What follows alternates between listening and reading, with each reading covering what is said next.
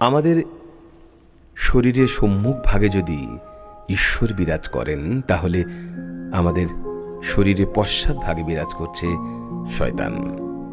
কেননা সুর অসুর সবসময় পাশাপাশি বিরাজ করে, রাত্রি অন্ধকার, সত্য মিথ্যা।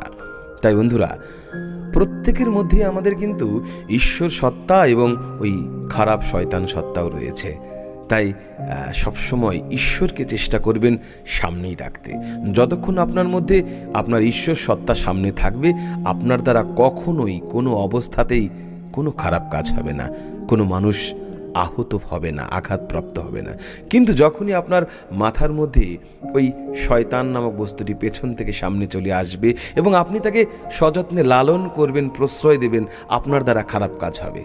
তাই যখনই খারাপ কাজ আপনি করতে যাবেন, একবার ভাববেন, আর এই ভাবনাটাই আপনার সৎচিন্তা, আপনার ঈশ্বর সত্তা।